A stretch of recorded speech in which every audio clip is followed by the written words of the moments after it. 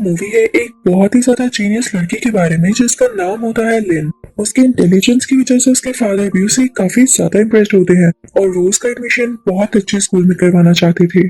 लेकिन जब वो लोग स्कूल में जाते हैं तो वहाँ की हेड मिस्ट्रेस इन्हें बताती है कि स्कूल की फीस बहुत ज्यादा है, कि आप लोग इसे अफोर्ड कर सकते हैं। लेकिन जैसे ही वहाँ पर लिन बात करना स्टार्ट करती है तो उसकी बातों से और उसके कैलकुलेशन से वो हेड मिस्ट्रेस भी काफी ज्यादा इम्प्रेस होती है और तो और वो उसे स्कूल में फ्री एडमिशन दे देती है। अब स्कूल में आते ही लिन की दोस्ती एक और लड़की के साथ हो जाती है, लेकिन वो लिन की तरह इंटेलिजेंट नहीं होती। लिन उसे मैथ्स के प्रॉब्लम सॉल्व करवाया करती थी। जल्दी इनका एग्जाम आ जाता है जिसमें लिन पूरे पॉइंट्स लेती है और उसकी दोस्त अच्छे पॉइंट्स लेती है लेकिन थोड़े से कम होते हैं। हालांकि उसे एग्जाम में कुछ भी नहीं आता था लेकिन लिन ने उसकी हेल्प की थी, तो ये दोनों फ्रेंड्स बहुत खुश होती हैं। उसके बाद लिन और उसकी दोस्त लिन के दोस्त की ऑर्गेनाइज की गई पार्टी में जाते हैं। तो बातों बातों में लिन को पता चलता है कि बेशक उसे फ्री स्कॉलरशिप मिली है, यानी उसका एडमिशन फ्री हुआ है, लेकिन कुछ फंड्स थे जो कि उसके फादर ने पे किए हैं। लिन वहाँ से जब अपने घर जाके रसीद देखती है तो उसे पता चलता है कि वाकई उसके फादर ने 2 लाख सिर्फ फंड्स ही पे किए होते हैं। तो लिन ये देख के रोने लगती है और वो अपने फादर से कहती है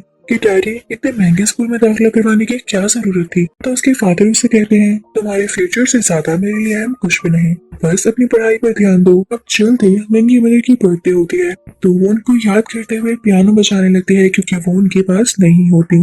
तभी लिन को एक आइडिया आता है कि उसके क्लास के जो बच्चे हैं वो उसकी तरह इंटेलिजेंट नहीं है और एग्जाम में भी वो हमेशा फेल होते हैं, तो क्यों ना इस बार मैं उनकी मदद करूँ। तो वो उन सब लोगों को बुलाती है और उन्हें कहती है, ये देखो, जैसे मैं पियानो प्ले कर रही हूँ, इन उंगलियों के इशारों को याद रखना। अगर मैं इस तरह से अपने फिंगर्स करूँ तो इसका ऑप्शन ए होगा, इस तरह से करूँ तो बी या सी या डी होगा। तो सब बच्चे उसकी उंगलियों के इशारों को याद रख लेते हैं और जब एग्जाम्स आते हैं तो लिन अपनी उंगलियों के इशारे से ही एग्जाम्स में उनकी मदद करती है। इस तरह से वो क्लास बहुत अच्छे मार्क्स लेने लगती है। जब इन एग्जाम्स का रिजल्ट आता है तो इसकी क्लास का रिजल्ट टॉप पर होता है और इसी क्लास में जिसने टॉप किया होता है वो जाहिर सी बात है कि लिन ही होती है और जो बच्चा सेकंड पर आया होता है उसका नाम होता है बैंक। वो दोनों अपने स्कूल को रिप्रेजेंट करते हुए कंपटीशन में हिस्सा लेते हैं जिसका नाम होता है टीम जीनियस। तो क्योंकि बैंक भी बहुत इंटेलिजेंट होता है तो ये दोनों कंपटीशन जीत जाते हैं। तो हेड मिस्ट्रेस और बाकी सब इनसे काफी खुश होते हैं। तो हेड मिस्ट्रेस इनसे कहती है, कुछ बच्चे ऐसे भी हैं जो कि स्कॉलरशिप पर पढ़ रहे हैं, लेकिन लिंक और बैंक मैं तुम दोनों से बहुत इम्प्रेस हुई हूँ। तुम दोनों ने तो हमारे स्कूल का नाम रोशन कर दिया है, तो मैं तुम दोनों को एक अपॉर्चुनिटी दे सकती हूँ। लेकिन एक बात ये है कि तुम दोनों में से कोई एक ही उसको अवेल कर सकता है और वो ये कि तुम लोग सिंगापुर जाकर स्कॉलरशिप पर पढ़ सकते हो, यानी बिल्कुल फ्री। तो देख लो कि तुम दोनों में से कौन ऐसा है जो उसको डिजर्व करता है।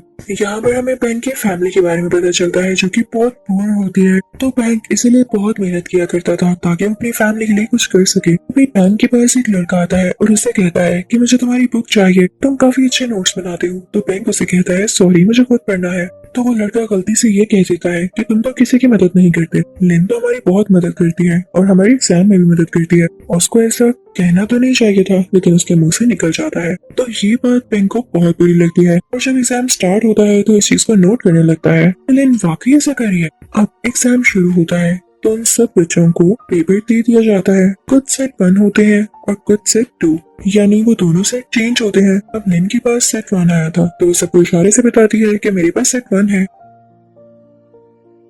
तो अब जिन बच्चों का सेट 1 था सिर्फ वही बच्चे लिन से मदद ले सकते थे और बाकी बेचारे फेल नहीं होंगे। अब जब लिन उनकी हेल्प करना स्टार्ट करती है तो बैंक ये नोटिस कर रहा होता है। वो फौरन से जाकर इन्विजिलेटर को बताता है। इन्विजिलेटर उससे कहता है, अच्छा मैं देख लूंगा, आप तो बैठो। अब ये सब लोग एग्जाम देके बाहर आते हैं। तभी हेड मिस्ट्रेस लिन को अपने ऑफिस में बुलाती है। जब लिन अंदर जाती है तो देखती है कि बैंक वहाँ पर पहले से ही है, यानी उसने हेड मिस्ट्रेस को भी कंप्लेन कर दी होती है। हेड मिस्ट्रेस उससे पूछती है, तो आप चीटिंग करवाती आ रही है। तो लिन यहाँ पर घबरा जाती है। तभी लिन के फादर को भी कॉल कर दी जाती है और उन्हें कहा जाता है कि आपकी बेटी सब कुछ चीटिंग करवाती आ रही है, क्या इसलिए हमने इसे स्कूल में एडमिशन दिया था। उसके फादर को बहुत बातें सुनाती है तो लिन से ये सुना नहीं चाहता और वो हेड मिस्ट्रेस से कहती है कि आप कैसी बातें कर रही हैं, आपने जो कहना है मुझे कहें, आप मेरे फादर से क्यों कह रही हैं। तो हेड मिस्ट्रेस को गुस्सा आ जाता है। लिन को इसे बदतमीजी नहीं करनी चाहिए थी क्योंकि अब उसका सिंगापुर जाने वाला चांस खत्म हो चुका था और जिस बात का डर था वही होता है। हेड मिस्ट्रेस यही कहती है कि वो एक शर्त पर लिन को स्कूल से नहीं निकालेंगी, फिर उसने स्कूल में पढ़ना भी है तो बिना प्रोटोकॉल के पढ़ेगी और इसे अब सिंगापुर भी नहीं भेजा जाएगा। तो लिन कहती है, ठीक है मत भेजें। और वहां से घर आ जाती है। घर जाकर भी लिन को अपने फादर से बहुत डांट पड़ती है। ये लिन को उसके फ्रेंड की कॉल आती है जो उसे एक होटल में बुलाती है और उसे कहती है कि मुझे तुम्हारी मदद की जरूरत है। इनफैक्ट ये जो मेरा दोस्त है इसके फादर भी यहाँ पर बैठे हुए हैं। तो उस लड़के के फादर लिन से बात करने लगते हैं कि मैं चाहता हूँ मेरा बेटा एक एग्जाम पास करे, तो तुम्हें इनकी मदद करनी होगी। इनफैक्ट यहाँ पर वो लड़का और लिन की दोस्त दोनों एग्जाम देने वाले होते हैं जिसको पास करने के बहुत फायदे होते हैं, लेकिन वो खुद से कभी भी उस एग्जाम को पास ना कर पाते, इसलिए उन्होंने लिन को बुलाया ताकि उनकी मदद कर सके और इसके बदले में उसे 6 लाख दिए जाएंगे। लेकिन लिन अब ऐसा नहीं करना चाहती थी क्योंकि पहले उसकी काफी इंसल्ट हो चुकी थी, तो उनको सॉरी कहते हुए आ जाती है। लेकिन लिन जैसे होटल से बाहर जा रही होती है तो वहां पर लगे हुए घड़ियों को देखती है जिसके डिफरेंट टाइम जोन होते हैं, यानी हर कंट्री में डिफरेंट टाइम हो रहा होता है। तो तभी उसके दिमाग में एक आइडिया क्लिक होता है। जो इंटरनेशनल एग्जाम उसकी दोस्त और वो लड़का देने जा रहे थे वो पूरी दुनिया में एक ही टाइम पर होना था। जाहिर है दुनिया की हर कंट्री का अलग टाइम होता है, तो जिस कंट्री में सबसे पहले एग्जाम होगा हम वहाँ के क्वेश्चंस और उसके आंसर्स देख सकते हैं क्योंकि पेपर तो सेम होगा ना,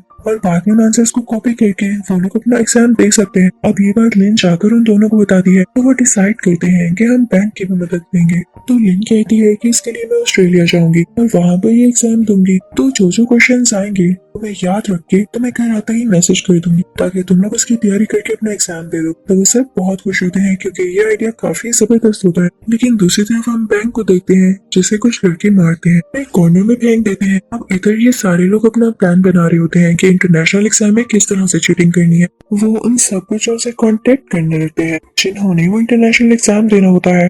वो उनके ग्रुप बनाते हैं और उनसे कहते हैं कि अगर आपको एग्जाम में मदद चाहिए तो इसके लिए हमें थोड़े से पैसे दें, और ये उस एग्जाम में पास होने के बदले में कुछ भी नहीं। तो सब बच्चे मान जाते हैं और उनके ग्रुप में शामिल हो जाते हैं। अब वो अमीर लड़का यानी जिसका बाप बहुत अमीर होता है और अपने बेटे को इस एग्जाम में पास करवाना चाहता था, वो लड़का सब बच्चों को बताने लगता है।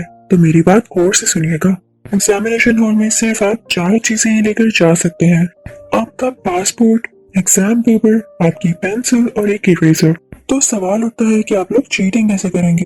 तो ये कि बैंक और लेन ऑस्ट्रेलिया जाएंगे और वहां से एग्जाम के क्वेश्चन याद कर लेंगे, लेकिन ये सारे बच्चों को तो टेक्स्ट मैसेज नहीं कर सकते, तो इसलिए ये प्लान करते हैं कि जैसे पेंसिल के ऊपर एक बार कोड होता है तो उसी तरह से ये फौरन से अपने आंसर्स को प्रिंट करवाएंगे। वो बार कोड इस तरह से प्रिंट होगा, जो कि बार कोड में सबसे मोटी लाइन होती है वो ए होगा, उससे पतली लाइन बी, उससे पतली सी और सबसे पतली लाइन डी। तो सीक्वेंस वाइज इसी तरह ये लाइंस होंगी, हर लाइन की विड्थ उसके आंसर के मुताबिक होगी। तो ये बार कोड का प्रिंट वो पेंसिल्स के ऊपर पेस्ट कर देंगे और ये सारी पेंसिल्स उन सब स्टूडेंट्स को डिस्ट्रीब्यूट कर देंगे।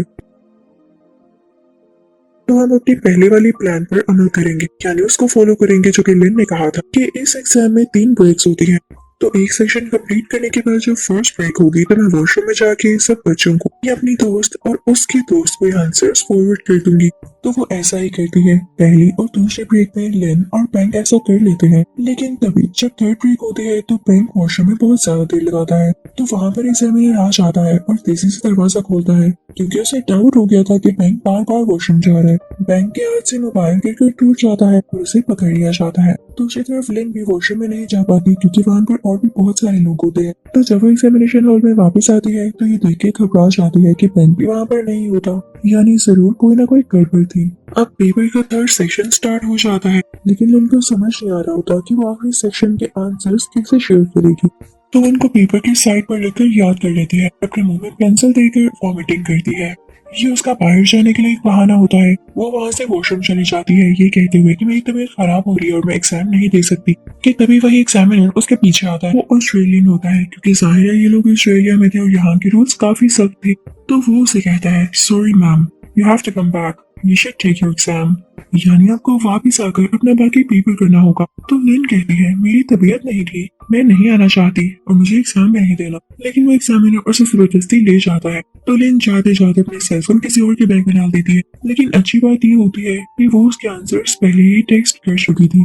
जब वो वहाँ पर वापस आती है तो देखती है कि बैंक बैठा होता है और वहाँ के स्टाफ को पता चल चुका था कि लिन और बैंक एक ही स्कूल के स्टूडेंट है, तो इनको इन दोनों पर बराबर का शक था, इसलिए लिन को भी बुलाया गया था। लेकिन तब तक बैंक बोल देता है कि लिन का इसमें कोई हाथ नहीं। लिन अब वहाँ से वापस अपनी कंट्री यानी थाईलैंड आ जाती है, तो उसकी दोस्त उसका वेलकम करती है, लेकिन यहाँ पर लिन काफी ज्यादा परेशान होती है। वो वहाँ अपने फादर से भी मिलती है, लेकिन उनको गले लगाकर बहुत ज्यादा रोती है क्योंकि उसे बैंक की टेंशन हो रही होती है। काफी दिनों के बाद जब ऐसे ही वो बैंक के घर जाती है तो देखती है कि वहाँ पर स्पोर्ट्स बाइक है और साथ ही साथ काफी महंगी महंगी चीजें भी हैं, जिसे देखकर उसे समझ नहीं आता कि ये यहाँ पर कौन लाया। तभी उसे बैंक नजर आता है जो उसे बताता है कि फिक्र नहीं करो, मैं वापिस आ गया था, तभी कोई बड़ा मसला नहीं था और ये सब चीजें मैंने वहीं से मिलने वाले पैसों से ली हैं। वो उसे एक नोटिस दिखाता है कि देखो एक और इंटरनेशनल एग्जाम आ रहा है, तो क्या ख्याल है हम इससे भी काफी पैसे कमा सकते हैं। तो लिन कहती है नहीं बैंक, अब नहीं, हमने बहुत गलत काम कर लिया। तो बैंक उसे ब्लैकमेल करता है कि अगर तुमने मेरी बात ना मानी तो मैं सब कुछ बता दूंगा कि तुम भी मेरे साथ मिली हुई थी। लेकिन लिन उसकी बात नहीं मानती और वहां से चली जाती है और मूवी के लास्ट सीन में हम ये देखते हैं कि लिन किसी ऑफिसर के सामने बैठी होती है और उन्हें ये बता रही होती है कि मैंने उस इंटरनेशनल एग्जाम में चीटिंग करवाई थी और किस किस तरह से और कब कब करवाई, वो सारा कुछ बता दिया। यानी उसने अपनी गलती एक्सेप्ट कर ली होती है जिसके लिए वो शर्मिंदा भी थी। इसी के साथ ये मूवी यहीं पर एंड होती है।